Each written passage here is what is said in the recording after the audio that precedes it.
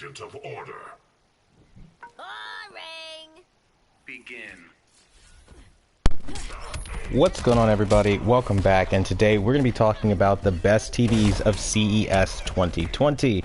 Now, I wanted to do this just so you guys can, again, get an idea of what the best tech will eventually be to look out for and things of that nature, because as I'm sure many of you guys have seen, I did a review on CES 2020 and it wasn't obviously quite favorable for at least the TVs that we did see, but that doesn't mean that everything was bad, right? And I want to talk about some of the things that I saw that potentially, if again you're one of those people with an older television, you haven't really gotten into TV recently, I wanted to give this information out for you guys, because there was some things there that might be a benefit for those people, again, looking to upgrade, and that's what we're going to talk about today. So I got a what's up from John. What's going on, man? Thanks for stopping by tonight. I appreciate it. And welcome to anybody who comes on later or who's coming on now. I do appreciate it, and I want to give a massive shout out to all of our subscribers here in the community as well.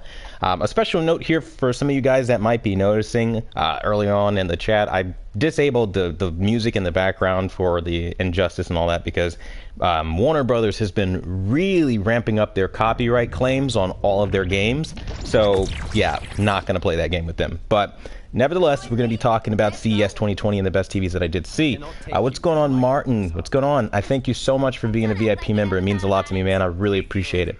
You said, finally catch a live stream, QA. You said, good to talk to you, bro. Most definitely, man. It's great to hear from you. If you got questions, this is the time. Most definitely come out and show the love. But thank you all for stopping by tonight so far. So what were the best TVs of CES right now?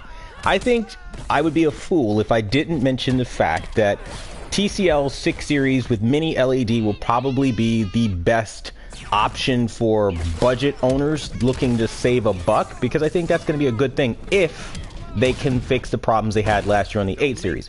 Do I think they're going to do that? Probably not, because again, they're likely going to target aggressive pricing, and in doing so, there's some things that you're just not going to get, and the perfect representation of black, I'd imagine, would be one of them.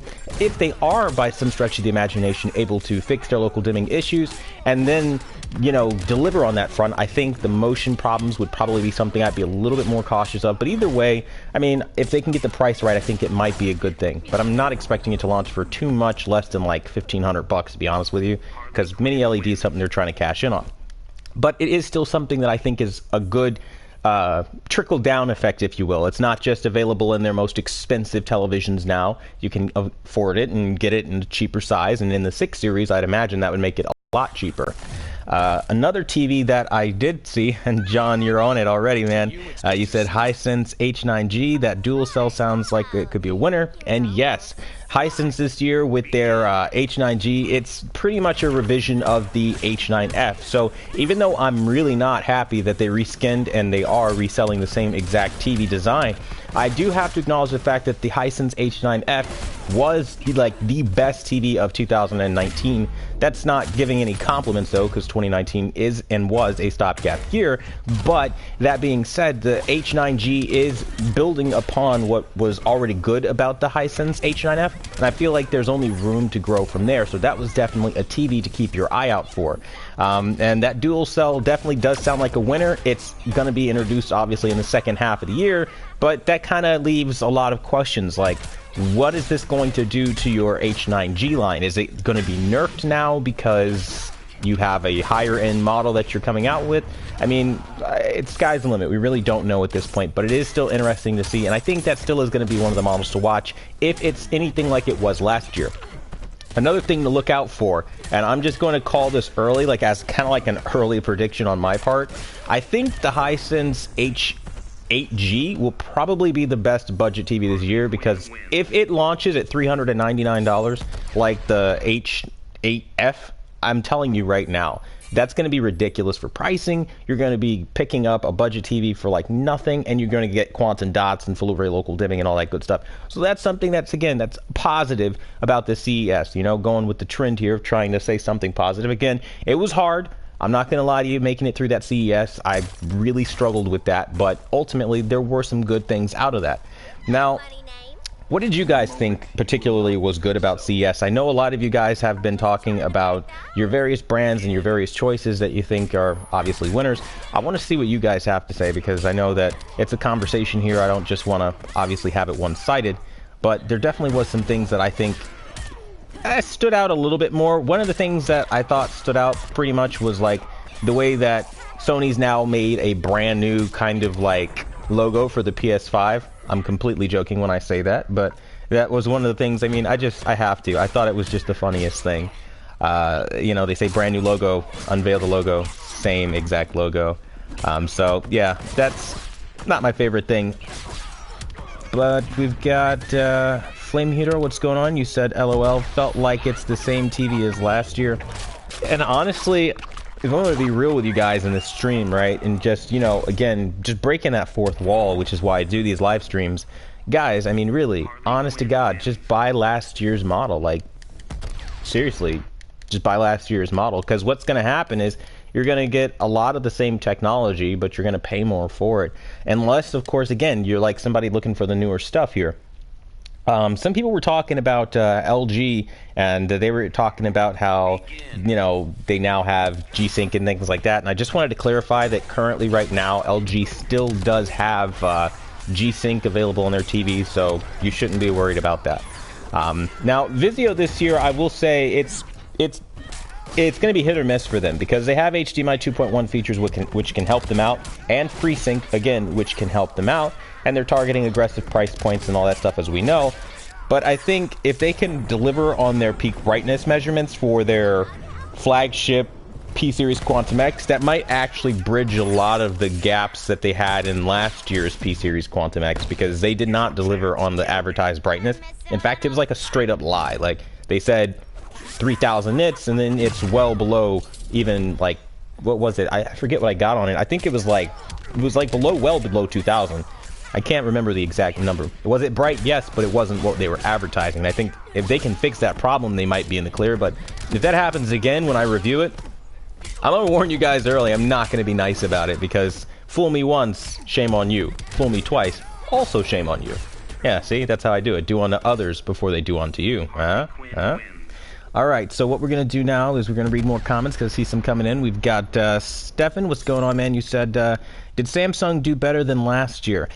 I don't actually know, because like they haven't given any of their spec details. Like, I don't even know if it's still coming with the same X wide angle. No, that's Sony. Sony has X wide angle. They have their what are they calling it? I forget. Their wide angle technology. Hell, they change it every year. Everybody changes the names. But their wide angle filter and their technology that messed up everything last year, I don't know if they've refined it or anything, because they're not saying anything.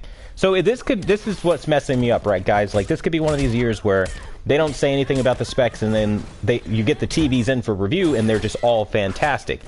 I don't know. They're really tight-lipped, but from what I see so far, it's just kind of like Samsung kind of didn't really do that much different from last year, if I'm being pretty observant. I mean, but it could change. What do you think, Stefan? You think they changed a lot from last year? Anything that particularly excited you about Samsung? Talk to me. What you got? Bad habit. What's going on? You said I will buy last year's model. I mean, that's kind of what I did. I'm not gonna lie. I saw that they were coming out with the A8 G. Now, the A8H. Sorry, I'm so used to mixing these names up. Now, with the A8H, I think that it's got potential. It's obviously got newer features like the X1 Ultimate chip, and that's going to excite a lot of people. But my biggest thing, the one thing that is really bugging me about Sony's TVs this year, no announcements for any kind of like variable refresh rate feature, custom built variable refresh rate feature, or 24p auto synchronization feature to be put back into those TVs that were wrongfully ripped out. Because I'm telling you, it makes all the difference. And I'm so very glad that I got a legacy Sony X, not X, what is it, the A8 G, because it's rocking the X1 Extreme chip, which has like all of those things that I look for. So I don't know, man. I really hope that something changes, but I just can't see that happening. Now, what's going on, Paul? What's happening? You said, hey, Q, that LG C10 is making me go that route next Black Friday if the Gen 3 chip comes close to the X1 Ultimate chip. And that, I mean, that's the thing that I don't like about LG. Like, they do this every year. Like, first time they came out with the Gen 1 chip, everybody was really excited about it. The Gen 2 chip hit, and they made it sound like it was essentially an X1 Extreme chip. You get to the Gen 2 chip, and it's nowhere even close to an X1 Extreme chip. You know, they talk about all the same stuff, the, you know, what is it, the multiple database noise reduction type things, and the object understanding, deep AI learning type stuff that they're doing, and they're doing it again this year, talking about how they've taken it to another level and things like that. And I mean, I'll believe it when I see it, to be very honest with you, because I saw the C9, I saw all of the 9 series TVs. They look exactly like last year's TVs, with a little bit of extra features sprinkled on into the side and some things ripped out. So I don't know, man. I really, like, when it comes to OLED, I really just want LG to fix their colors. Like, their colors are the absolute worst. Now, I'm going to point this out as well for, like, you know, I know you're going the LG route. You're still going to need to get a calibrator, and it's still going to be, like, really, really pricey. I mean, so I don't think that, like, if you're looking for, like, the best experience as far as picture quality, that LG would be the route to go, because they just don't do a good picture quality out of the box. You got to calibrate it. And that's again, now that adds on to an already expensive price. That's all I'm saying, man. But what about the C10 specifically has you, like, really, like, this is my TV, this is the one, I've got to have it? What's going on, Martin? Thanks for being a VIP member. I really do appreciate it. You said skip me, bro. I skipped you? Oh, wait. Yeah, I guess I did. I think? I don't know. I'm all over the place tonight, man. If I skipped you, I do apologize. But what's going on, Martin? Thanks for stopping in tonight. What's going on? Basketball Never Sleeps. You said, hey, Quantum, how have you been? You said you hope you've been well. What do you think of the Sony A8H? I think the Sony A8H is a decent offering, but I don't like that they have the X1 Ultimate chip in there, because you're going to lose some features, and Sony probably won't put them back, and I don't want to miss out on anything, you know what I mean? And that's, you know, people coming from older TVs are not going to know what they're missing out on, and that's where I sound like the crazy guy to those people. They go from, like, a 7-year-old TV, and they're like, well, this is better than my 7-year-old plasma. I don't know what this guy's talking about. He's crazy. But I'm over here like, but dude, literally last year when I reviewed these TVs, this was better, and now it's worse. So I hope it gets better, but I think it has potential to be really disappointing to a lot of people expecting a lot. I think that's what I'll say about the A8H.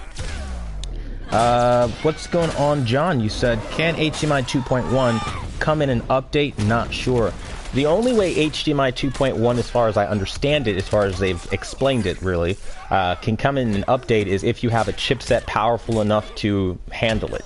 Now, from what I'm hearing, things like older 2016 processor chips, 2017 processor chips, and even 2018 processor chips on some TVs will not be able to handle it. And a lot of the time, it has to already be a thing that's baked into your processing capabilities before you can even take advantage of it. So, for example, like the older LG models from, you know, the 8 series being able to get G-Sync and FreeSync, I don't know if that's something that they could explore at a later point in time, but I do know that the 9 series has a more powerful chipset, and it's stuff like that that I think they're going to end up doing with deciding who gets an update and who doesn't, which ultimately is going to piss a lot of people off, obviously. But can it come? I'm not exactly sure as well. They're very vague on that. Basketball Never Sleeps, you said, also not sure why Sony is using the X1 and the 900H. X1 chip is amazing, but you'd figure the Extreme chip would trickle down. Well, I think what it is, to be all, like, I guess, I'm going to say speculative at this point, because I don't definitively know. I'm not working for Sony. I don't know anything about Sony. But I would assume that Sony's move of putting the X1 chip and the X900H this year is to force you arbitrarily into upgrading, because between the X1 Ultimate's processing and the X1... wait, I have to say it right. The 4K HDR processor X1, it's a mouthful of a chip, but it's very different from the regular X1 chip from 2015. So that chipset from 2017 found on the 900E being put in the 900H, essentially making it a 900E like 2.0. I mean, for that, just make a freaking patch. I'll digress. But I think their point is to force you arbitrarily to upgrade. Like, that's Sony's thing. They gimp on things so that you go into the next price tier, and that's just the typical Sony move. But, you know, I don't know. I guess it works. They're making money, right? Elias, what's going on, man? You said, I think TVs in 2021 will show improvement as LG and Sony are having big issues, unlike Samsung and LG are having big issues, unlike Philips and Sony. I don't know, man. I think everybody around kind of having issues, and I think that even when you talk about Philips and Sony, I think the biggest problems that we're facing right now is companies know they don't have to try as hard to make new tech. They know that they can have a CES like we did this year, where it's kind of like, yeah, they give you new tech to look at, but it's nothing compared to what you should have gotten for a new decade, you know? You're talking about you're bringing in a new decade. This was what everybody was excited for, and I just don't think that it's gonna be any different in 2021 outside of, you know, some tech that was on the back burner coming into play. But really, I mean, I could be wrong, but I mean, we waited for 2020, you know what I mean? We were very excited for 2020, and here we are, right? Stefan, what's going on? You said, Samsung ever doing mini or micro LED TVs this year? They have a micro LED TV, the wall, but that's really it. And that stuff is so far off of being ready for the main consumption that, honestly, you're better off just buying mini LED. But right now, TCL pretty much has the monopoly on the mini LED franchise, so if they're smart, their 6 Series this year will be the best TV they've ever made. It'll have perfect motion, the best processing chipset. I mean, everything would just be fantastic about it. And I think if they do that, then TCL might actually be on top. Regardless of my personal opinions about the company, I think they do definitely have an ability to win this thing in 2020 because none of the other manufacturers brought it at all. Like, they didn't try. I mean, the only other one that I would remotely say tried was Vizio. But now you're seeing, like, 2 budget companies so far try, because Hisense, I'm sorry to say, they're probably going to lose 2020 because their best TV doesn't come out until damn near the end of the year, like the second half of the year. Like, that's suicide. You're killing off your brand. Most people looking to buy TVs are looking in that March to April timeframe when they know prices are lower and things are coming onto the market. And excluding your highest end product from that conversation is just a bad move. I mean, the Hisense has a lot to learn in that regard. But I kind of gather that when every time I hear them present things at CES and they talk, it's very, like, not put together. They fumble over their words. They're kind of like that, like, college startup company that's trying to figure it out, even though they acquired a big name like Sharp. So I don't know what's going on with Hisense. But I will say that, you know, I do think TCL does have potential. So micro LED this year for Samsung, I mean, not outside of that 290-something wall, unless you're like Bruce Wayne and you've been holding out on all of us all this time. Stefan, I don't think we're going to be getting that anytime soon. John, what's going on? You said, does Sony's new 8K have backlight master drive? They haven't said anything about the backlight master drive or any of their specs. And this actually, I believe, truthfully, is the first year ever that Sony has not actually detailed what type of backlighting system they have on any of their TVs, right down to like their LED regular TVs. Like, normally you'd see an indication like extended dynamic range pro times 12 or whatever the case may be, but they didn't say anything. They're just super tight-lipped. So I'd be really skeptical of Sony TVs this year, at least their LED ones. And going into it so far, I'm already raising an eyebrow like, why are you not telling us? Probably because something's amiss. Usually when somebody doesn't say something, they're trying to hide something, so I'm kind of on the defensive on that one. We have Baby Doll saying good night to you, or good night to all of you. We've got, he's like, good night, what's up, man? You said hype for that Hisense H8 G.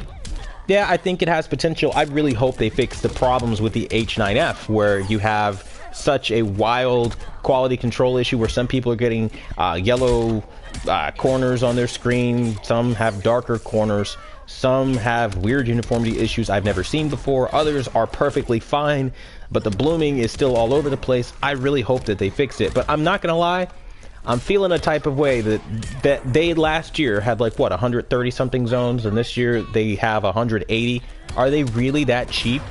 Are they really that cheap that the best they can do is under 200 zones of local dimming this year? I think that's weak. That's mad weak sauce. They could do so much better than that, and they didn't. So, I don't know. Well, I'm excited for Hisense because I know their picture quality is amazing, typically. As far as their highest-end TVs, I don't know about that. I don't know about that. What's going on, Martin? You said, what would cause red color flicker or skipping especially the scenes panning from left to right. I noticed it on both my TVs. You have red color that flickers, and then you have, you said skip? It skips? What do you mean when you say skips?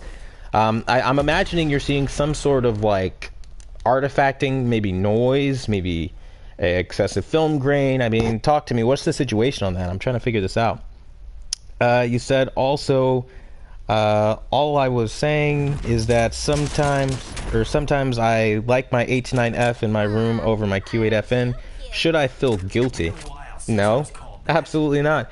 Hey, you like what you like, you know? I mean, I'm gonna be very honest with you. I like the H9F loads better than the Q8FN for color. There is no comparison whatsoever. And as far as overall black level control, I found the H9F to be better. And if I had the choice, I would go back in time, not purchase the Q8FN at all, and I would still buy the Hisense H9F and have that instead, because that picture quality was still the best LED picture I've literally ever seen because of the sheer calibration options they give you with all the extra stuff that they put in there, like the local dimming and the quantum dots. It was amazing. And the motion on that thing, the motion was like beautiful. So I can't say enough about it. I think it's great.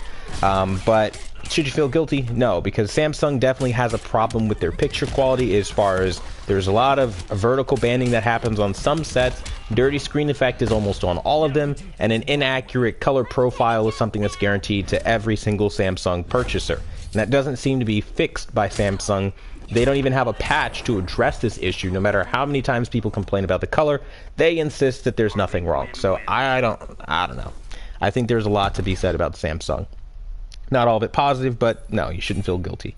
Shamar, what's going on? You said Injustice 2 is so beautiful on the Z9D. The colors pop and black levels look good. You said I'm terrible at the game, but just need a little bit more practice.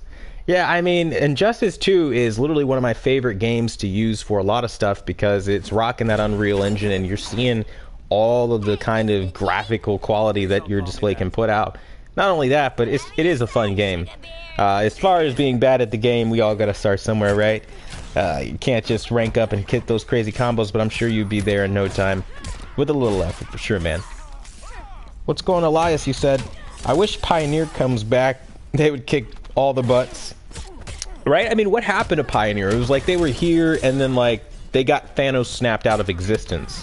I don't even understand what happened to some of these brands. It's just like, you know, we used to have Panasonic in the US.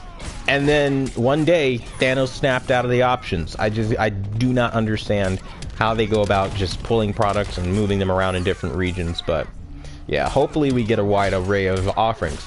The good news this year about CES, though, and something that a lot of people should be excited about in the States, is Philips is coming back. So if you wanted a Philips Oled, they're bringing that to the States. Personally, I don't really care. I'm not gonna lie, when it comes to my personal choices and what I prefer, I'm a little biased in the sense that I genuinely believe that you're either gonna go with a Sony or an LG as far as OLED, because they're the two manufacturers with the most experience. I don't really feel like the other manufacturers have it down to a science yet, so I don't really care about them as much. I'm always willing to look with an open mind, but as far as my personal, like, what I think, those two companies are, like, right there neck and neck. What's going on? Jalen, you said, I hope I said that right. Let me know if I said your name right, man. You said, how do you feel about Hisense putting a mic built into their TVs this year? I think that's, again, one of the really nice things. They have that, like, James Bond feature that I found on the Sony X9 50G, where it's, like, hands-free voice control. That's great, but there's a problem with that. You have to submit to Google's terms of service before you can even use it, so it's not even like you just get to just straight up use it however you want, and that sucks because a lot of people like me will have a problem with paying even $500 for a TV and being told before you use this product, submit to our terms of service, even if you want to use it offline. It's preposterous. TVs never used to be like this. So, you know, it's a double-edged sword for sure, man. James, what's going on? You said, hey man, glad to finally catch you again.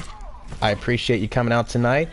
What's going on, Ari? You said, hey Quantum, how are you? Happy New Year, boy. Or brother. I don't know why I said boy. It looked like boy, but then it was a bunch of exclamation marks. So you said bro. But what's going on, man? Happy New Year to you as well. I'm doing good today. I wasn't doing so good the other day. My days are pretty much hit or miss. Some days I'm sick, some days I'm normal. Go with the punches, right? C'est la vie. But it's good to hear from you, and hopefully you and the family are doing great. And as far as TVs in general, this year I'm thinking like, I mean, because like there's going to be so many TVs, right? And I'm going to break the fourth wall with you guys. You guys know I am not sponsored, right? And with not being sponsored, it is extraordinarily and extremely difficult to buy all the TVs that are requested by literally thousands of people in the community. So I'm going to be picking like a handful of those and keeping it very minimal to the models you guys really need or are requesting the most. And we're going to go that route with reviewing TVs, not so much as like trying to review everything under the sun, because again, my health is terrible and I don't have the physical strength to lift things up and down the stairs, especially these monster 65-inch TVs all the time. That being said, if you guys have something that you want me to see, make sure when I put the polls out, or in general, you just request some things, and if I see they're popular in the community, those will be the TVs that I end up buying, all right? So just kind of to gauge that for you guys, just a little heads up there. Jalen, you said, I might get Vizio this year because of FreeSync. Hopefully Hisense gets FreeSync. I mean, at this point, I'm not even going to lie. My only problem with Vizio is the fact that they have a motion issue and that blooming that we saw, but that was kind of only really on the P Series Quantum Egg. The regular P Series Quantum didn't have it. My biggest thing with the P Series Quantum is, again, motion. If Vizio can fix their motion, I don't know, man. They've got a really compelling argument as far as a TV brand, because they have something that literally nobody else on the planet Earth right now has in a TV that needs to happen. You literally have the ability to create nearly infinite picture modes. It is the best thing a company can do, period. I mean, you want something specifically for your Switch, you go in, you change, it's like a template almost. Standard, movie, whatever, you change that stuff to what you need and you're good to go. I mean, that, when I saw that, blew my mind and I was all about it. You know, if we can get that in a TV that is actually competent, I'm not gonna lie, I would definitely recommend Vizio. But, you know, again, let's not get too excited, right? It's really hard, but yeah, I definitely see the FreeSync thing being a huge benefit. The only thing though, for me though, I don't have an AMD PC. I have an NVIDIA. So with my RTX PC, I cannot even take advantage of my Q8 FN, which I think is just whack. So I don't know, man. These days I'm just kind of like over the whole FreeSync and G-Sync kind of like debate as to which one people should buy. I think it doesn't matter unless you have a PC, period. You know, a lot of people are putting their hat on the new consoles, supporting it because of the AMD architecture, which is great. But at the same point in time, they're not here yet. And that's literally going to happen at the end of this year. And we're in January. So it's going to be a long ways until you start seeing what those devices can do. So I don't know. Unless you got a AMD PC or something, it is what it is. You know what I mean? Martin, what's going on? You said, if there is a red shirt on a scene and it is panning, and it's panning left, it will flicker. You said it pulses or shudders. It's not smooth like the rest of the scene. Red is the only color that it does it on. You said, sorry if it's hard to explain. Which TV is this particularly, Martin? Ari, what's going on? You said, thanks, man. Very much appreciated. Glad you're doing good. I appreciate that, man. Matthew, what's going on? You said, what do you think about LG's bending TV? I think that is an accident waiting to happen. What happens when that TV gets stuck?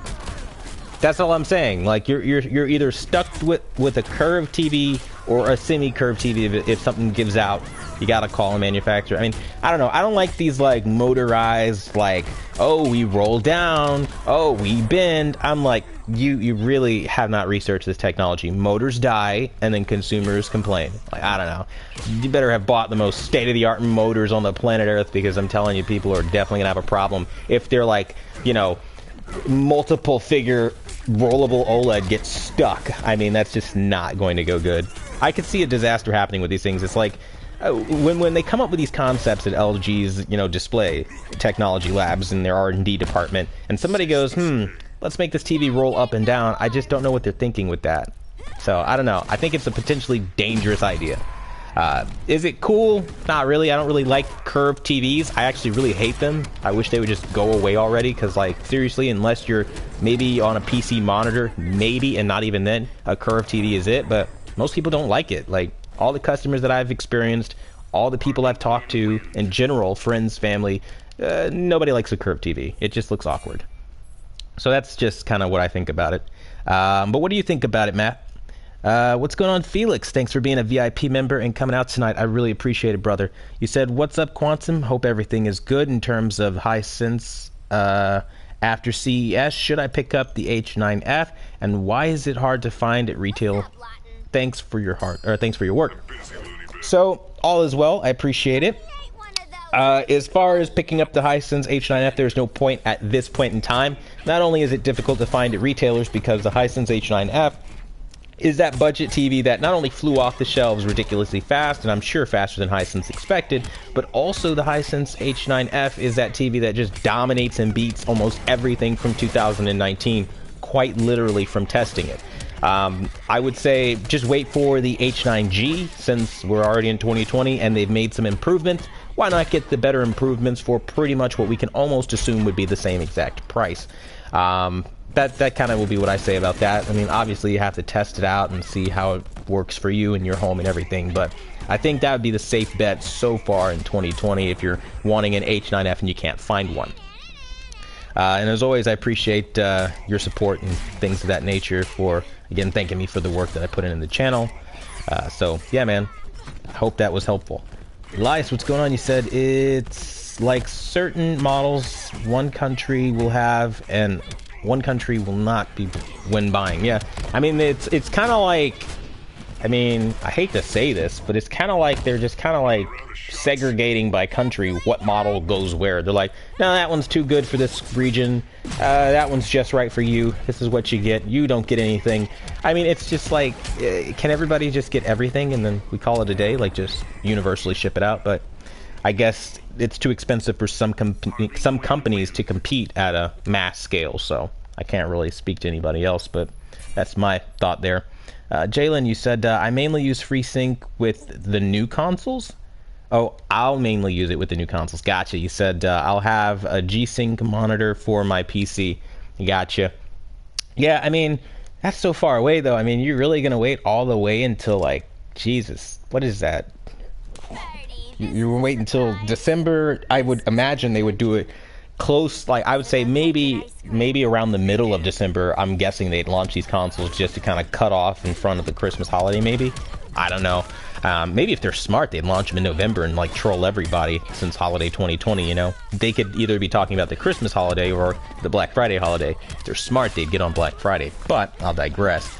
I don't know, that's still so far to wait though. I can't wait that long. Which console are you going to end up buying for this next generation? Me personally, I'm going to be going PS5 and skipping the Xbox Series X since it's basically an RTX PC. Not even, it's going to be much less powerful. I saw actually a lot of people, you know, no official specs are out on the PS5 or Xbox Series X, but it's like the Xbox Series X is like 12.2 or whatever it is teraflops, or 12 teraflops, and the PS5 is 9.2, you know, so it's definitely underpowered. And I'm over here, I'm not even gonna lie, like, I never got this mindset, like, when I was strictly religiously on console, right? Now I'm sitting here on an RTX 2060 Super, I have 57 teraflops, tons of customization options, and I'm laughing. I'm literally laughing at the idea of a PS5 or an Xbox Series X, because it's a day and night difference when you switch. So, I literally, I'm not even gonna lie, like, right now I'm streaming this on my PS4, right? My PS4 Pro. I haven't touched this thing since getting my PC. Like, I don't touch any of my consoles anymore. Like, literally none of them. They just collect dust because PC's that much better.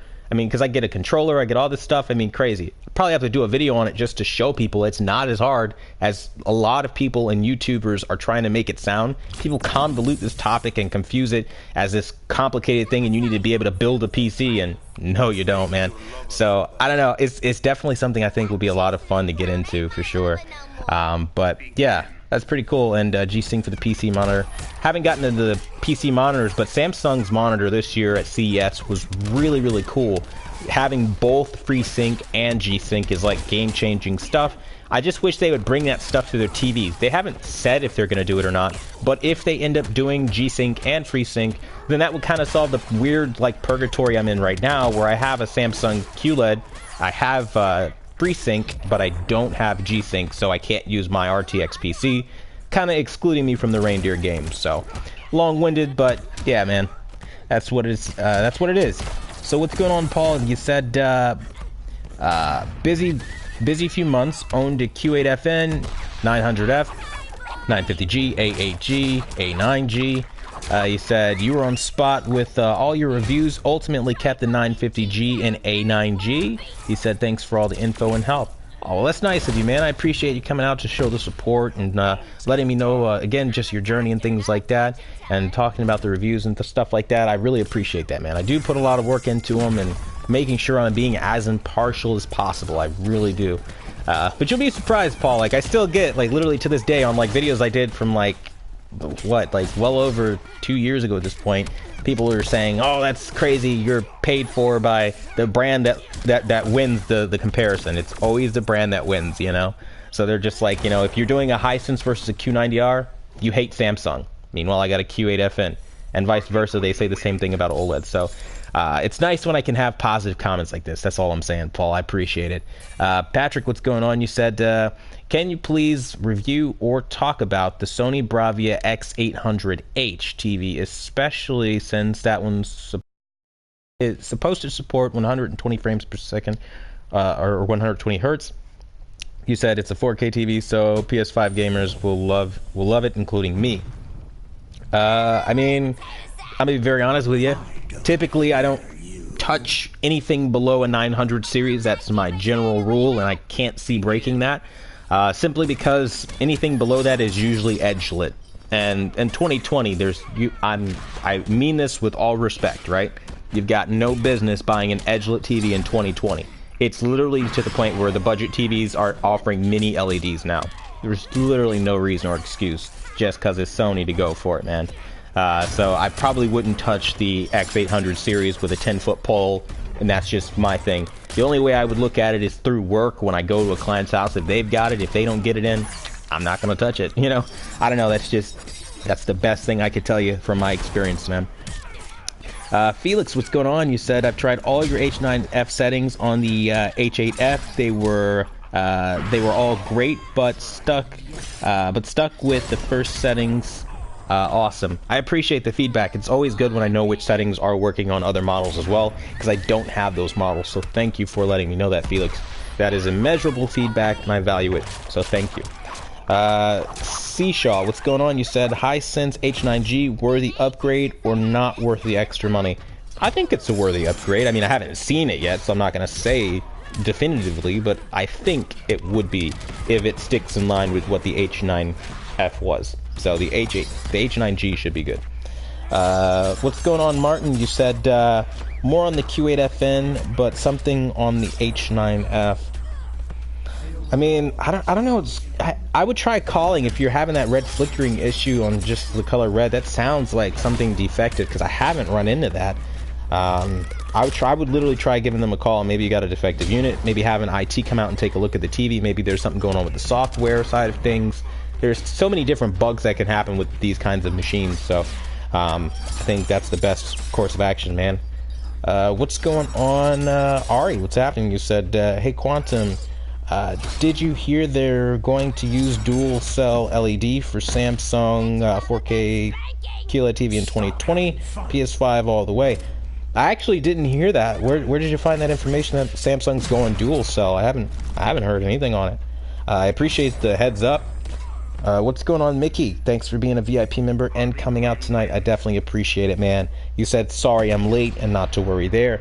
You said I got an open box on my birthday. I got an open box. It's an early birthday gift for the first time. Your birthday is this Sunday, and you were born January 12th, 2000. You'll be 20 in 3 days. Well, congratulations, man.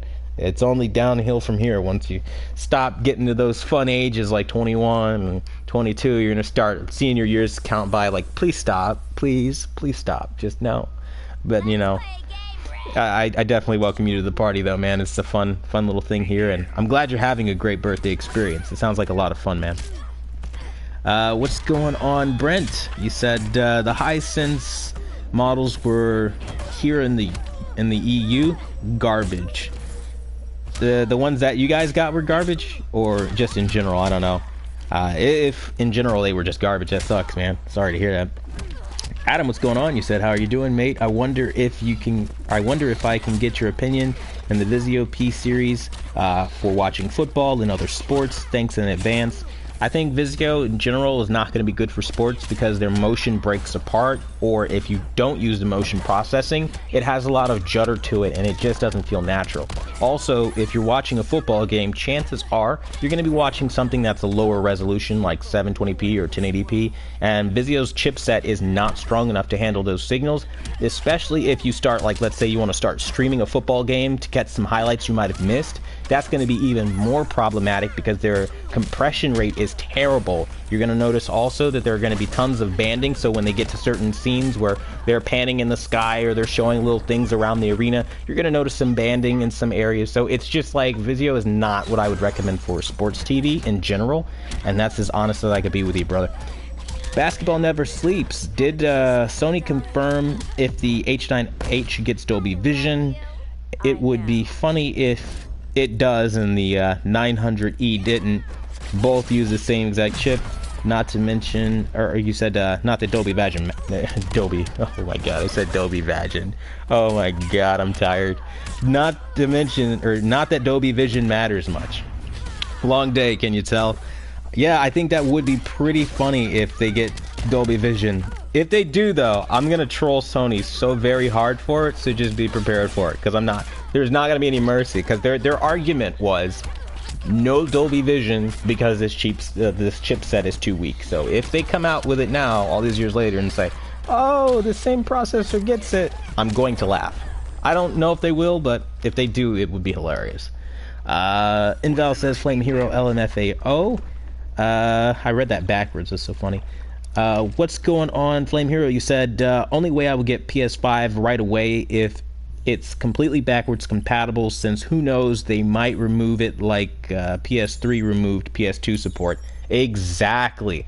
Oh my god, you just touched on like such a little like, oh my god, bro, just no, don't turn me into this guy on the stream. I'll be here all night. That for me has me the saltiest I have ever been about anything. Removing my PS2, you have no idea. I have a hell of a great PS2 library, dying to play it, can't play it. Why? Because Sony said no.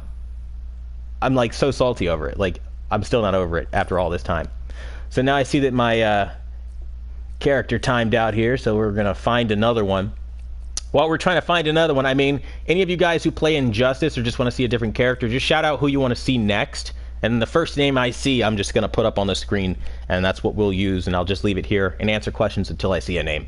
All right, so we've got yeah, the PS2 support thing. I hope they don't screw us on the backwards compatibility thing.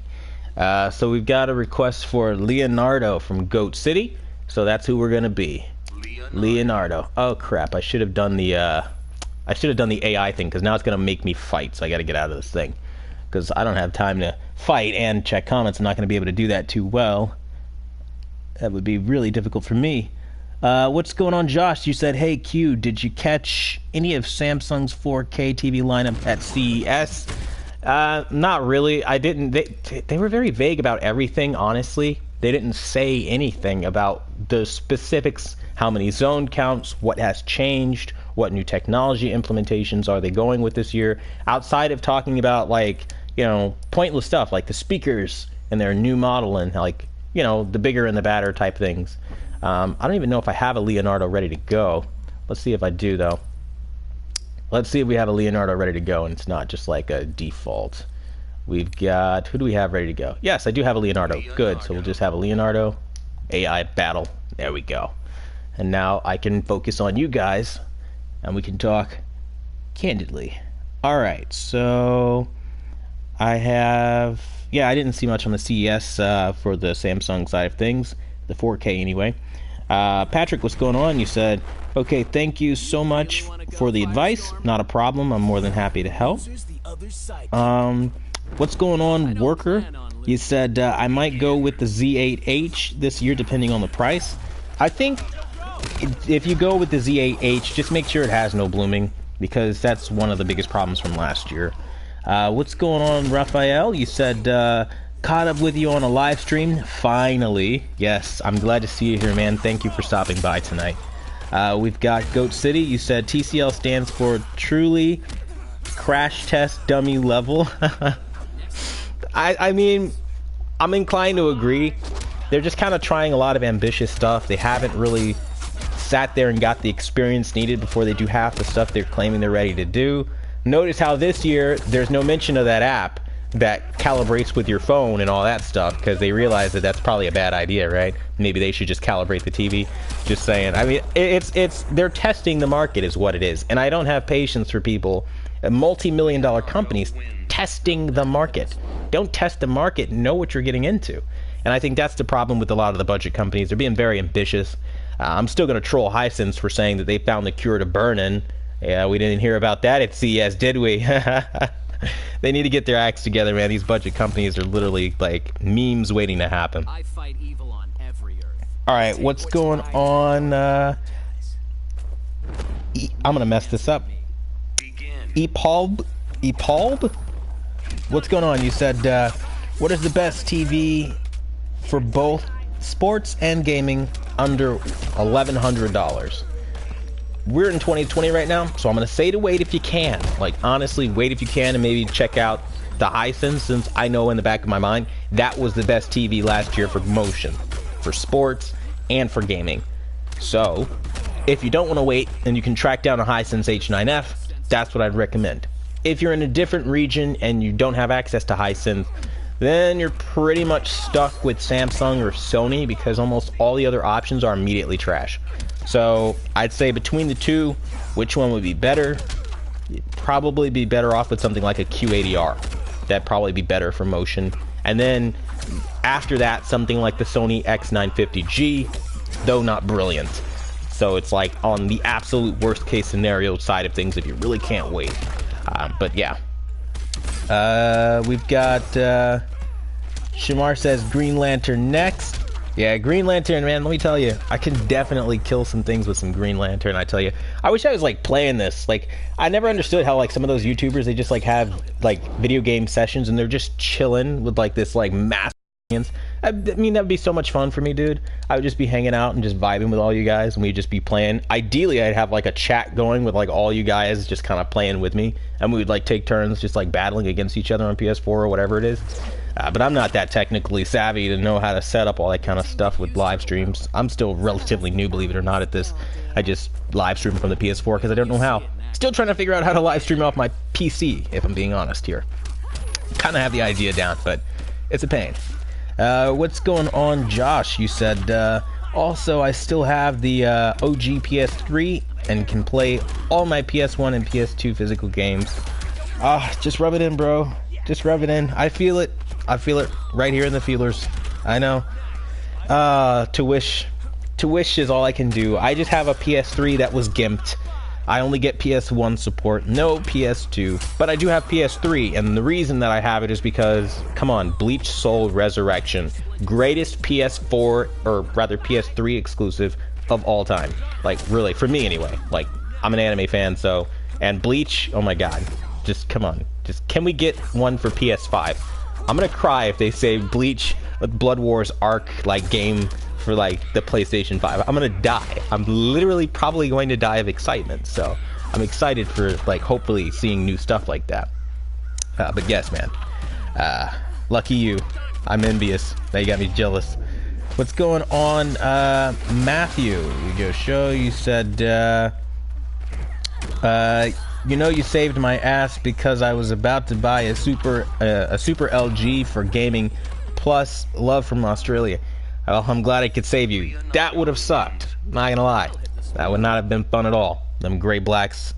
Oh man, LG's nano cell line really is so disappointing because I would buy it in a heartbeat if they could get their act together. But those black levels are something that LG's like, they're really hell-bent on making the full array technology look like edgelit, and Sony's not too far behind these days. So I don't know, man. I hope things change, but yeah, I'm so glad I could save you that, because that would have pissed you off for real. Alright, what's going on, man? You said, hey, Quantum, they registered a trademark for dual LED for Samsung in 2020. They may show it at CES 2020 or later. We'll have to see. I mean, maybe we could see it at IFA. I don't know. Yeah, hopefully they did something. Jimmy, what's going on? You said, what's up, Quantum? You said, enjoy your channel. Well, thank you for the feedback. I appreciate it, bro. You said, I returned a 2019 75-inch Vizio P Series Quantum and bought a 65-inch H9F because of your reviews. So far, so good. And that's what I like to hear. Getting you into the right product without all that other stuff. So I'm glad that at least I was able to help you in the right direction, man. Zach, what's going on? You said, for my parents' 65-inch, should they get a 2019 M Series Quantum, P Series Quantum, or TCL 6 Series? Out of the two, the Vizio P Series Quantum is going to be the best option. I say two because TCL should not even be remotely considered because their motion is the worst I've ever seen. What's going on, Dudley? You said, what TV are you gaming on right now, Quantum? Right now, I am using the Sony A8 G. That's the TV I'm using, and that's my everyday user. I haven't changed it because I want these burn-in tests that I do, which, by the way, I know I was supposed to do one today, didn't happen. I'm like all over the place. I've got to make all these videos. I have like a backlog of content I'm needing to make. It's just so much. But yes, burn-in tests I have to do and all that other stuff. But yeah, so I'm using it to accurately represent how the degradation of these OLED displays will actually play in the real world when you're using it. So that's what I wanted to say there. Mike, you said X9 50G is no buy. Yeah, I mean, I wouldn't buy it. I didn't buy it. I mean, I had it. It was amazing in my initial impressions of it because you unbox it. And I'm gonna just kind of like quick take this for you real quick, Mike, okay? So it's like this. You buy the X9 50G, you get it home, you unbox it, okay, you turn it on, hate the terms of service. Cool. You start using it, your first impressions are almost immediately like, wow, this is fantastic. You dial it in a little bit more, wow, this is really great. But then you start seeing like little logos on it, like from Blu-rays. Like, you ever seen that thing when you're in a Blu-ray player and it starts loading up the DVD or the Blu-ray and they have like a little advertisement art that's kind of like a loading screen? Well, that, you'll notice blooming on that be absolutely terrible. Use the internal applications for YouTube. The blooming on that will be terrible when they transition from video to video. Massive, I mean, oh my god, massive amounts of clouding on that. And then you're going to get into other things like gaming logos and things like that if you game, and that's going to be a problem as well.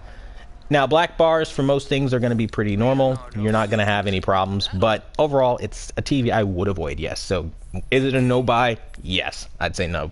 I wouldn't buy it. King Prel, what's going on? You said, hey, I'm thinking about starting a channel about finance. I'm also thinking about wearing a mask for privacy and to protect myself from being sued like you. You said, any ideas or pointers? Sure. You're actually the first person that I actually have asked for pointers on how to run a channel, so I'll tell you.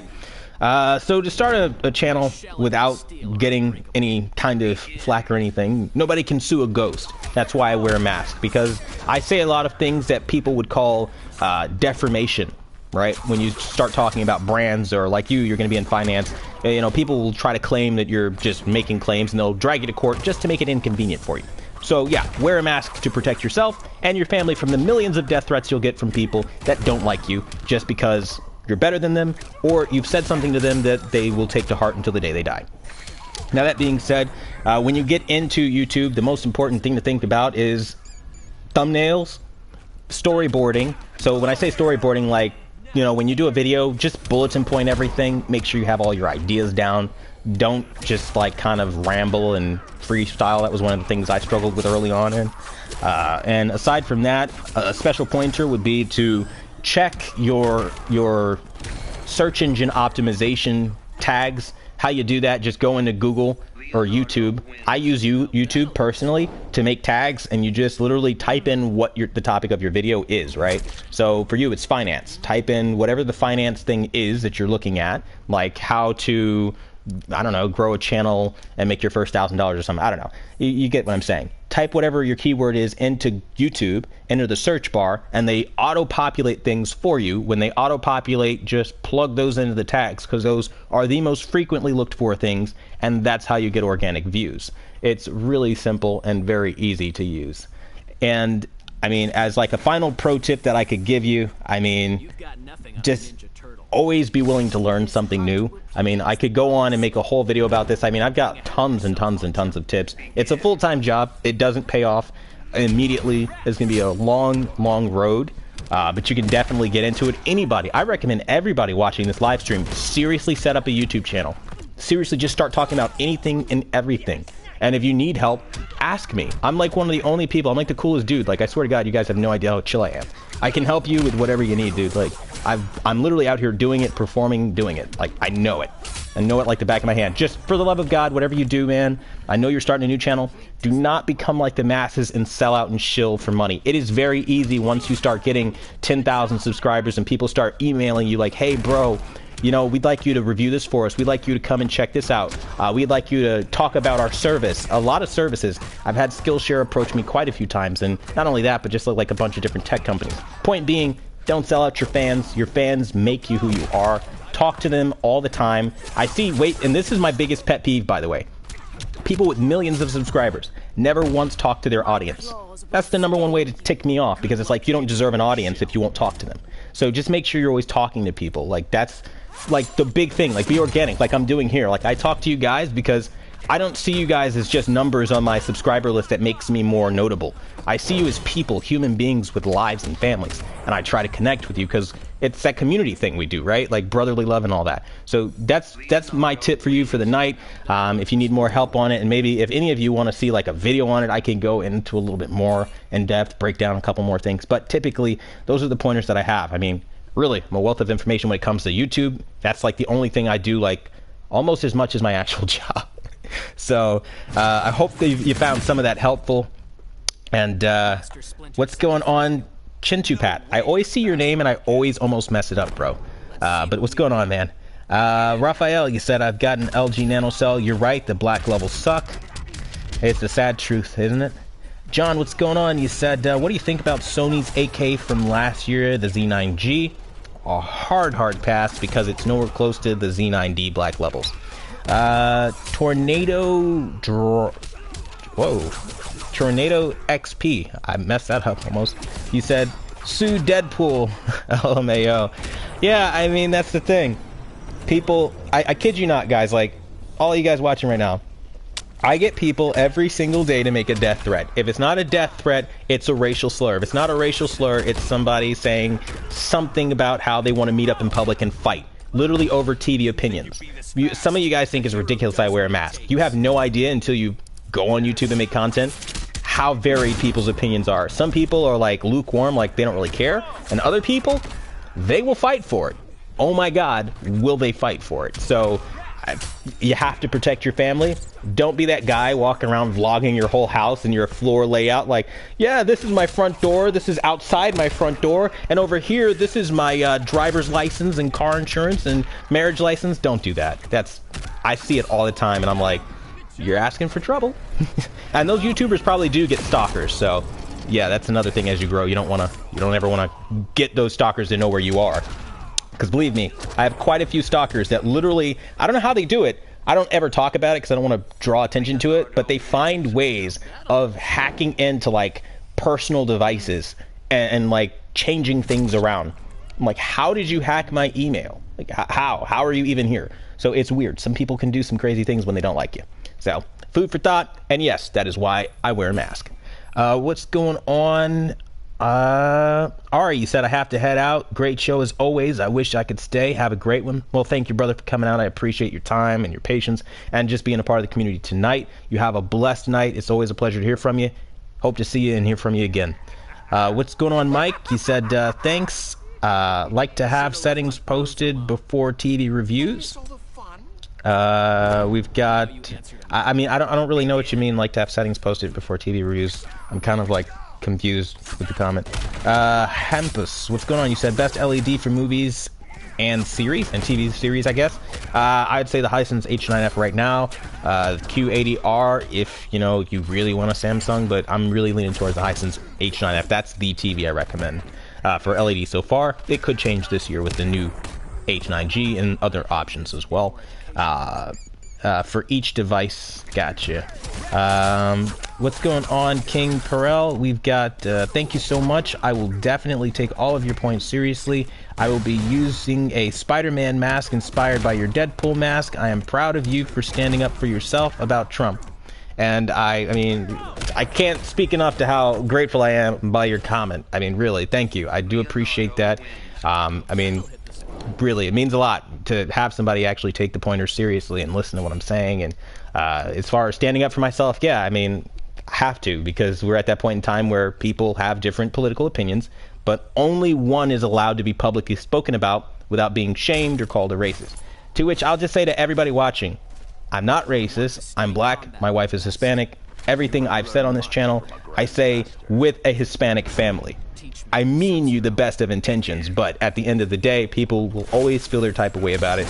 And I'm not going to apologize for my beliefs like you're not going to apologize for yours. We can agree to disagree, find a common ground, because that's called democracy. Everything else that the liberals want is called communism, and I ain't going for that, man. So yeah, I definitely stick up for myself, and I thank you, King Brel, for being one of the many people who understand that we have the right to just talk and be a community together. So thank you for that. Pyro 1997, what's going on? You said, hey, what TV should I get in 2020? Samsung, LG, Vizio, TCL, because I need a TV for my room. I'll say let's just kind of hold off on that and see what they do first, because I don't want to just go off of a brand and recommending it. I think that's a little reckless and a good way to put you in a bad spot, man. So let's just kind of hang out and see what they do first. Dragon, what's going on? You said, hey, Quantum, I was looking to buy a TV for my room. Distance is about 10-ish feet away. You're planning to watch Netflix, mostly game on it. Should you go buy the Q80R 55-inch or a Q60R 65-inch? I would go with the Q80R 55-inch all day, every day, brother. Tommy, what's going on? You said, who won at CES between Hisense and TCL? Keep up the great work. Thanks, Tom. All right, so who won? I would say that we've got Hisense, I would say, would be the winner as far as like offering dual cell, offering laser TVs, offering an improvement of an already decent TV, and then improving upon it with having hands-free voice control. They really did a lot this year. To be fair to them, they did. I just wish they would have done more. TCL, they offered mini LED on the 6 series, and that's an awesome addition, but ultimately a lot of the conversation was geared back around the same kind of concepts that we've heard from them before, and nothing game-changing from TCL, so that's why they lost versus Hisense.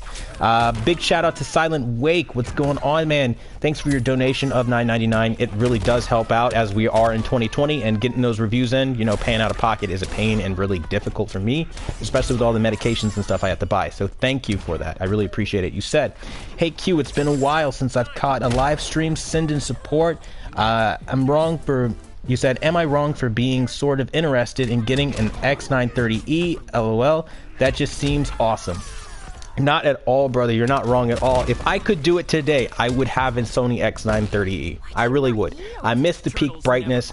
I missed the way that the picture had that three-dimensional draw. It was rich. It was a wonderful experience. It was very heavy, but I love the wire management. And I'm not going to lie. I found myself more often than not when I had the Sony X930E popping off the back of the TV and just putting it back on because I thought it was the coolest thing for wire management. I was like a geek like that. I'm not even gonna lie. It's kind of embarrassing, but I'll admit it publicly because why not? But yeah, I think it's a really awesome TV, and it's like one of the only TVs that you'll be able to find again that have component and composite with Sony picture processing, which is huge because apparently people think we don't use our older devices like our PS2s and things like that, our Wii consoles. I mean, come on, who doesn't like a game of Wii bowling with the family? So yeah, it's an awesome TV. Couldn't say enough about how good it can be. Just don't, please, for the love of God, don't update it. Sony has ruined that TV with updates. If you don't update it, it's a perfect TV. Just keep it always offline. Use like a source box, like a Roku stick or Apple TV or PS4 or Blu-ray player. You know what I mean, brother. But either way, yeah, it's a great TV. And again, thank you so much for helping me out there. I really do appreciate it, Mike. So massive shout out. I definitely do appreciate it. We've got Insane Clown. What's going on? You said Samsung 65-inch 4K TV. Which one is best? I mean, it's kind of like a hard question because I feel like most people already know I'm going to say the Q8FN because right now that is the best Samsung that I've seen so far. That's where I'm going to go right now, but again, that could always change. Though if you knew viewing angles, the Q80R would be like the second tier down from that.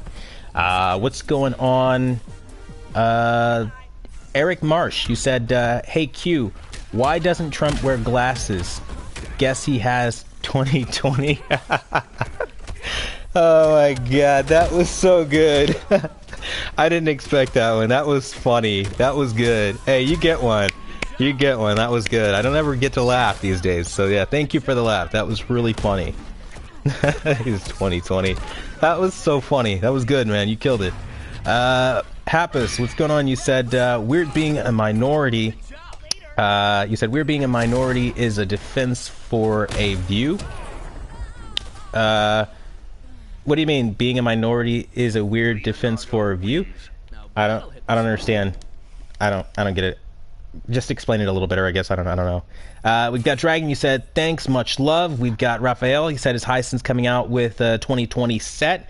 I think they might be. They do have quite a few of them coming out. They have their XD line in the second half of this year. They have the Hisense H9 G. They have the H8 G, and those are the only models I pretty much would recommend you buy from them anyway. So yeah. Steven, what's going on? You said, hey buddy, how you doing today? I'm doing good today. How you doing, Steve? We've got Silent Wake. He said, thanks, man. I appreciate you. As always, man, I appreciate you, and hope everything's good with the family. And if you need any help, you know, you can always just, you know, give me a holler, man. I'm good for it. And I still gotta, like, exchange numbers with you so you can have a phone conversation with me already, dude. I keep slacking with most of you guys, honestly. If you guys just want to reach out and have a phone conversation, just try to reach out via, like, the comments to remind me to go over to Facebook to check, because I'm not even gonna lie to you, I'm, like, running around like a chicken with his head cut off. I'm like, 1,000,001 things. Like, this new year has been crazy, ridiculously busy. Like, a lot of things, like, health-wise, and, like, I'm at that point now where, like, literally everybody in my house is sick. Everybody needs to go to the hospital and stuff like that. Like, it's crazy, guys. Like, I'm not even joking. So, please remind me, because I have a lot of big, serious, like, personal things going on outside of, like, this. So, just let me know, and I'll definitely link up with you guys. But thank you. I definitely appreciate it, Silent Wake. Mike, what's going on? You said, what picture mode is... I love how you said that. What picture mode's settings you compare? Last gaming test, you compared the Sony versus the Samsung. What modes are you running? You quickly showed the Samsung. We're both on game mode. Blah, blah, blah, blah. You're jacking me up, bro. And I think you know it, too, because you're messing with me at the end there. Alright, the modes that I was using was the, I had natural on the Samsung, I believe. And on the Sony, I was using Cinema Home. I believe I was using Cinema Home anyway. Might have been... Is either Cinema Home... No, I'm pretty sure it was Cinema Home. That's the one I probably would have used. So, that's pretty much it. Nothing crazy outside of, like, all the other settings that I put out on the channel here for the members there. That's really it, though. So, no game mode. I don't like touching game mode. I don't use it. I don't like judder, because I like motion processing, so that's kind of where I'm at with that. And game mode, even with motion processing on, isn't fantastic for me on the Samsung, so I do prefer natural. Natural just looks amazing. Like, it was like the mode that made me fall in love with this TV, so I really did enjoy it, and that's what I did use. So, yeah. Steven, you said, so are you going to... I'm sorry, so are you thinking about a new TV... I'm sorry, I'm messing this up. I'm like, slow night for me. So what are you thinking about... I can't read tonight. All these new TCLs with micro LED. I'm thinking, like, they're okay. I just hope that they fix the problems that I've addressed last year in my review. I feel like if they can address motion, they can make sure black levels are really black, then yeah, they're a good TV. But otherwise, I think it'll be a problematic thing. Massive shout out to Martin for your donation of $40. It really does help. You said read below, so I'm going to imagine that there is a comment coming in after that. But I definitely do appreciate your help, Martin. Thank you so very much. What's going on? I always mess up your name. KJS Medic. What's going on, man? You said another gap year for TVs again. Potentially, but it is slightly better than 2019, to be fair, because more things have HDMI 2.1, and we do have like budget models like the Hisense this year getting hands-free voice control, which is like, what? You know, so yeah, there are some benefits for sure. We've got Insane Clown. What's going on? You said, is the Samsung 65-inch Q70R a good TV? No. The Q70R is a terrible TV. I know a lot of people would probably feel otherwise if they come from older TVs, but trust me, the colors, the black levels, it's just a very, like, not good picture. For the money, you are better off buying a different brand like Hisense. Even if you can, I mean, if you could track down some like older like Sony TVs and things like that, like, you know, we had Silent Wake talking about the 930E. I found like one of those, like, I think it was like 2 months ago. I seen one of those for like, you know, $9.99 for a 55-inch. That's not bad. So you just have to kind of look around. But yeah, I would not do a Q70R at all. Mickey, what's going on? You said, will having source box like Roku stick plugged into a smart TV like the Hisense affect the picture quality? Yes and no. So it depends on like how clean your broadband is, because if you're streaming something, obviously that kind of compression will take into effect. And typically native media like a physical disc will always have the best version of that content, but even still, it, you know, there's room for error, I guess, on either end, so it just depends. And you were saying, will the smart TV display its colors, or are the colors controlled by the Roku and not the TV? The colors will be controlled by the TV. All the processing does happen on that onboard chipset.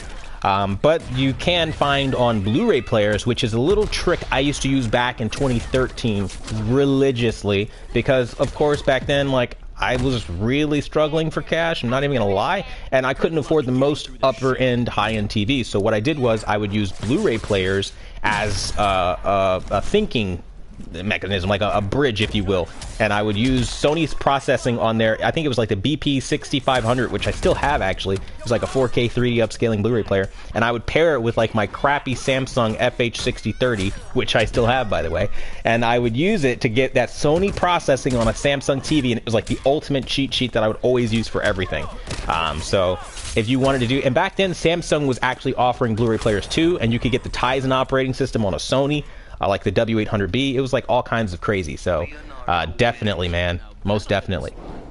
Martin says, more than actually buying the TV, you take the stress out of the evaluation. From veteran to veteran, keep up the good work and Happy New Year.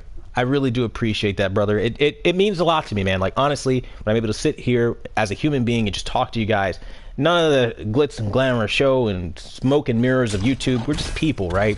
That's how I like this, just talking to me. And from veteran to veteran, I do appreciate it. I appreciate everything that you do for the channel, helping us out, always being supportive, commenting. I see you, man. You're a rock star, and I thank you, brother. So we've got a comment coming in from... Hold on. It just lagged a second. Give me a second. We have... Andrew Bryson, you said, hey Quantum, hope all is well. Happy New Year. Happy New Year to you as well. You said thoughts on the 65-inch Q90R for $1,800. Any better for that price? I think they'll be a lot better for that price this year. I would definitely hold off. I think like potentially Visio might be something to look at for that price range, as far as like getting high peak brightness and like deeper black levels, but I don't want to speak too soon, you know what I mean? I want to wait until I can see these things with my own eyes, but I definitely would hold off for sure. Steven, you said, yes, we need to have a quantum phone conversation. You said, hey, did you realize that veterans can use their veterans benefits to see the civilian hospitals secondary to the Missions Act? I had no idea about any of this stuff. I'm like one of the worst people with this. You said, I talked to different hospitals after this. I'm a trainer, and I teach hospitals, doctors, and nurses about taking care of vets. That's really cool. I mean, here we have something very, very dirty. If you ever hear the term, you won't like it. It's called a convenience of the government. and it means you're too broken to fix, you're too expensive to fix, and they discharge you. So you essentially don't get any benefits, and it's their way of washing their hands of you. I don't even know how it's legal, but a few of my colleagues got that, and it's not fun. And I'm one of the unfortunate ones that have that, so I would definitely stray away from this kind of treatment from the military by not joining. That's my biggest thing. So I've got nothing but respect and love for you for showing that to me and talking to me about that. And hey, if you know a good doctor or neurosurgeon that's super cheap, let me know. I mean, because I need one. So that's, I don't know. If you're ever down this way in Florida, I don't know, man. But thank you, man. I appreciate it, Steve. You said, by the way, I also picked up Disney Wonderful World of Calibrations, but I'm still wondering. I'm sorry, but I still would prefer you to help me calibrate my H9F. I'm just busy in Oregon right now. I also have an H8F at my mother's house. Yeah, man, I'll be more than happy to help you out. Just remind me, you got to get with me on these things, because I'm definitely like a little on the forgetful side these days. Even with basic stuff that I really shouldn't forget. These days I'd probably forget my name if I wasn't born with it. So definitely let me know, man. And I'll try to link up with you, and for sure we can help you out with those settings. That shouldn't be a problem at all. What's going on? I'm gonna mess this up. Mike Litoris, you said, okay, get it, but then do you wonder about 120 millisecond input lag? Like your channel though. I don't, what do you mean like 120 millisecond input lag? I'm not sure what you're talking about. Martin, I read that one already. It's showing me that twice. Sauce, what's going up? You said, what's going up? What's going on, man? You said Sony X9 50G nanocell Series 9 or Hisense H9F. Please help. I can't decide. Alright, so I'll narrow it down to the Hisense H9F for the best overall picture quality. It does have slight blooming, and even extreme blooming depending on what you're watching sometimes, but it's the overall better TV out of all of the ones listed here. The Sony X9 50G will be the next best, offering excellent upscaling, superb picture quality overall, but has a problem with black levels, motion, and ultimately for the price isn't worth what they're charging. The nanocell is a complete and total pass. LG is focusing on OLED, and in doing so, their black levels take the biggest hit of all, and you'll just not be pleased with what you see. So hopefully you found that helpful, man. That's pretty much what I would do in descending order. What's going on? Mickey, you said, thank you for the help with my question. It was really confusing and bothering me not to know how stuff worked. Anytime, man, literally anytime you have a question, ask me and I'll be more than happy to help you. I try to respond to everybody really, really quickly because I hate when people ignore me, so I try not to give that impression that I'm just like some douchey YouTuber that ignores people. So seriously, Mickey, if you have a question, ask me literally any time of day and I'll try to answer it however I can, man. That goes for everybody watching. What's going on, Steve? You said, I love my H9F. That's what's up. We got Mike. You said, would you consider to mention what picture modes you're running before your comparisons? Yes, I would. I forgot to do it this time around. As I mentioned, I'm kind of forgetful these days, but yes, I will definitely try to remember to mention the picture modes I'm using when I do the comparisons. Thank you for mentioning that, because it's not always easy to remember all that stuff. You said, would be nice to reference for enthusiasts. And yes, I definitely do appreciate it. Though, to be honest, this year going forward in 2020, I've got a different approach. I'm no longer looking to be like for strictly super technical stuff, because I've had a conversation with a lot of people and most of it has been like they just want easy to digest information without all that tech mumbo jumbo, and that's what we're going to be specializing in, since I'm pretty good at breaking stuff down in a very easy to understand way. I'm not gonna lie, it really pisses me off, like when I'm watching PC videos, since I'm new to PC, and I see these guys go on and on about stuff that's like really basic, that I know is really basic, now that I'm into PC, but I figure they just do it to extend their own watch time on YouTube or whatever, so, yeah, I'll definitely be trying to, like, simplify things, for sure. But, yes, I will give that little nod at our enthusiast community, so thank you for that, Mike. SMW 1982, you said, bought a Sony X900E solely for your in-depth reviews on it. Haven't regretted a single moment of that purchase. Thanks for the videos. I mean, you guys are fantastic. Like, I appreciate you guys coming on and letting me know all this time later that, hey, this is something I still don't regret. It's fantastic. Awesome. Thank you so much for that, man. I super duper appreciate it. And Martin says, skip the first part, LOL. I did? Man, I'm really messing up here, huh? Excuse me. You said, more than actually buying the TV, you take the stress out of the evaluation. Where's the first part? It just says read below. I don't think it sent the first part, Martin. I only got like the first half of it, or the second half of it, I guess. So if there's a first part, just let me know what you were saying in the beginning, because I didn't get anything. We've got a message coming in from quite a few people. I got to wait for this to load here. Paul, you said, which offers a better picture with all other settings, or I'm sorry, all other things being equal? 55 or 65-inch TV, and why? Great content. A 55-inch will typically offer the better picture quality. You have a higher pixel density, which essentially means that your screen's just a sharper screen, right? When you start expanding up into sizes upwards of 60, 75, 85 inches, you run into a degradation of your pixels, and things start looking softer the larger up you go. The benefit is, though, you run into this like immersive experience of having all your content super duper big, so that's kind of where we are. But essentially, yes, the smaller screens are usually going to be sharper, and that's why most PC gamers like using a monitor and sitting at a desk looking at a screen, because the pixel resolution is just through the roof. What's going on? Chintu Pat, you said, how do you like Sony at CES? Sony at CES was a joke. I was very angry with Sony. Very, very profoundly angry with what they did. I found it to be disgustingly lazy in every aspect of the word. They could have come out with a X1 Pro or X1 Mega Chip or something. HDMI 2.1, FreeSync, G-Sync, anything modern. Instead, they literally gave us everything we saw last year. It was like watching the same press conference. The only difference is they really tried our lives by giving us a wider foot like placement of the LED stands, and it really just bothered me, because Sony knows that their fans have been asking for a, again, center pedestal kind of display mounting system for a tabletop, and it just didn't happen. Everything is wide this and wide that, so you need a really wide media console, and people in smaller areas don't have that, and Sony is not caring about that, and that really angers me, because I don't think it's fair for Sony to do that. After knowing that people didn't like the duck feet of the 900F, they brought it back on the 950G as like a screw you to the customer, and then this year, when people said the feet are too wide on the 950G, they said, we don't care again, and they basically made it even wider, making it look like, even like right down to the design of the feet looking like a TCL R625. Disgusting display from Sony.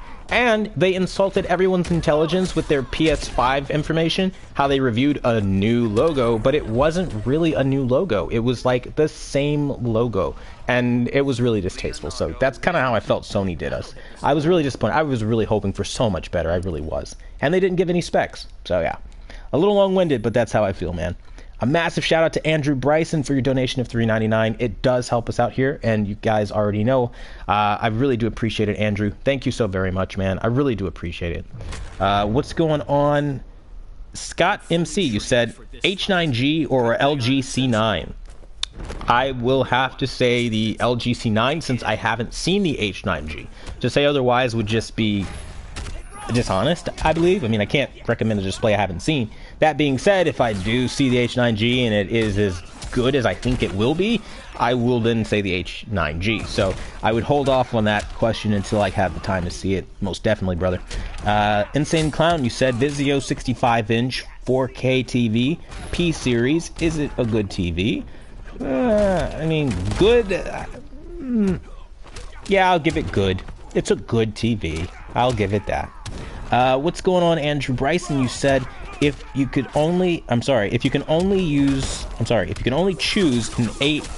H9F or an A8G, which one would you choose? Oh, you're asking good questions. I love it. All right, so if I only had the ability to have one of these bad boys, and I had to pick, it would have to be the A8G, because the Hisense has blooming, and that would eat away at me. I would always be buying TVs trying to get around that. I would always be looking to get deeper black levels. I mean, I don't want any blooming, period. And I think that, for me as a consumer, is like one of the big reasons I have OLED now. I hate blooming, period.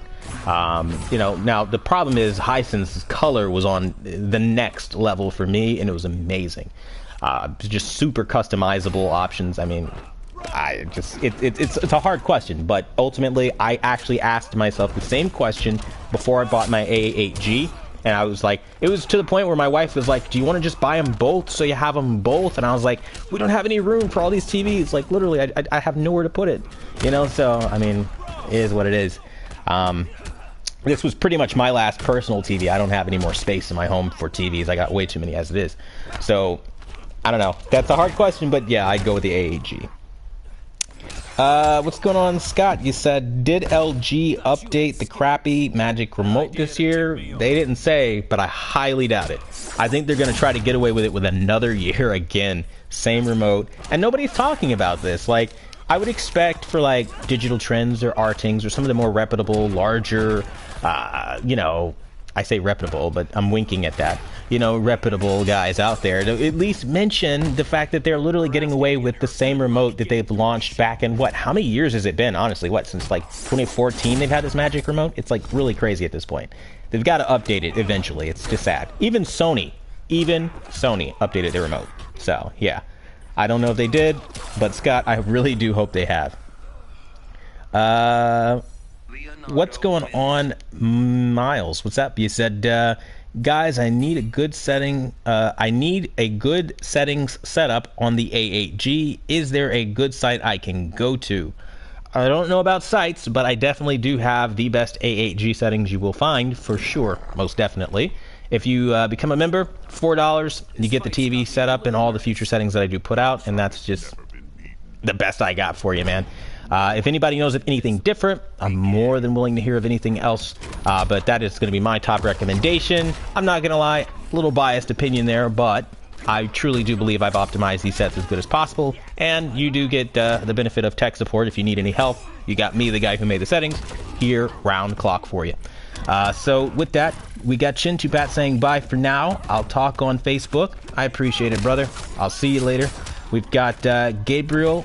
You said, what's going to be better, the LG TVs or the Samsung QLEDs? I would imagine they would both be about the same, probably edging each other out in different areas. I'd say that as far as OLED goes. Now, as far as the QLEDs go, or the nanocell TVs, Samsung will always dominate LG as long as they go the route of making really bad IPS displays. We've got Mark. You said, hey man, just picked up the A8G. Any best tips or ways to calibrate it? I do have settings for the A8G setup, but if you wanted general tips, I could give you a little general tip. If you are trying to calibrate for contrast, get a picture of clouds or something with really high contrast that you normally would watch, and try to dial it down from there. Same goes with like color, and I like to use flowers and like usually like a scene filled with like very vibrant flowers to see when it's bleeding over into the next color, and try to stop all that stuff. And little general tips like that, just to how you dial it in for yourself if you just wanted to get some settings going for yourself. What's going on, Mike? You said you favor the A8G. I mean, yeah, I would say at this point I kind of favor the A8G in most situations because it's calibrated to a point where it's just fantastic. And I know the drawbacks, not happy about them, but at this point, my standards have been lowered because 2019 was such a bad year. I had no choices, that kind of thing. And also, to be fair though, there is a big component of this I'm not mentioning. I have a lot of TVs, like the Sony X900E, the Q8FN, the KS8000. Like, I have quantum dot monsters that were champions in their own right in their respective years. So I'm not exactly caring to go OLED this time around because I've got so many good TVs that it really, honestly, doesn't matter to me. But that's just kind of like where I'm at. What's going on? Hampus, you said, how is the AG8 how is the AG8 different from the H8F and the HF9? It's different in the sense that it got brighter. So the The F series was just really dim. It would randomly dim. It had weird dimming issues during HDR that have now solved. It's got just little overall general improvements that you would typically want it to have. Like now it has a very nice welcome stand that can accommodate a sound bar. General things, right? The little general fixes. But overall, I think, like, I don't know, one big one, I'd be remiss to say, they have the brand new 2018, I think it is. I lose track of all these years, I really do. No, 2019. The 2019 LG C Series panel inside of it. So if you rock a C9, it's literally that same exact panel, so the quality should be about the same there. And it's going to be, again, optimized with the Sony processor. So either way, the AAG had, or the A8F had a lot of that stuff going for it, but it's rocking older LG panels. So that's just food for thought there. We've got, I'm getting text by my wife here. We've got, Ken, I'm gonna mess this up. I can't say this name. Keon BKK. What's up, man? You said. But I finally see the Black Crush. I was upset with your review, but you were right, and I love your reviews. Well, I appreciate you at least coming around and saying, hey, you know, I hated it at first, but at least now I gave it a chance, and yeah, you know, I see what you're saying. I mean, I try to be as impartial as possible. I know at first it might sound like I'm just ranting and bashing TVs, because I'm passionate about telling somebody when they need to improve when they're collecting millions of dollars. I think that's the thing that a lot of people are losing sight of. LG, Sony, all these companies, they're collecting millions of dollars from us to do that. So that's why I always come down hard on them, because it's like, surely they could do better than that.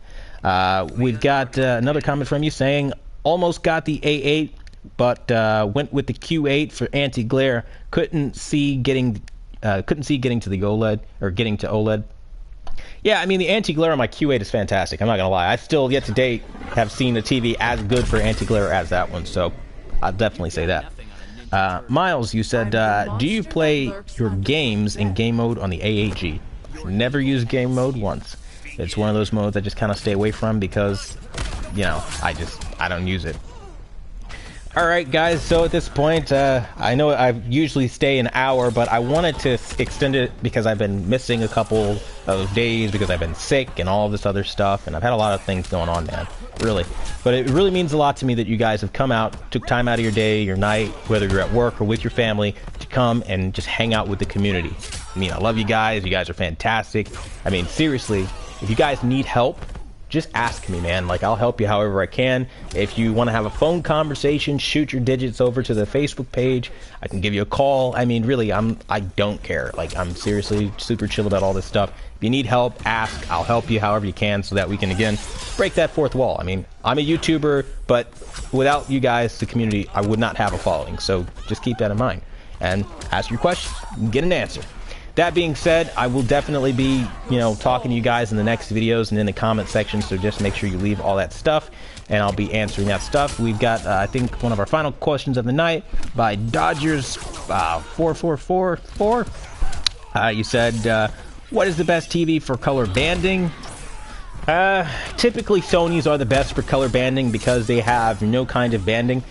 I mean, they typically do a really darn good job with it. My Sony X900E is a legacy TV, so I can't really say that you should go run out and buy one of those, but that does exceptionally well with banding. They've got other TVs as well that do the same thing, so just try to find something with Sony smooth gradation. LG has their variation of it, but Sony really are, here, the pioneers behind that technology, and that's what I would recommend. With that, I mean, I want to thank you all for coming out tonight. You all have a blessed and beautiful night. God bless your families. Take care. Reach out if you need me. And until the next video, guys, I'll see you later.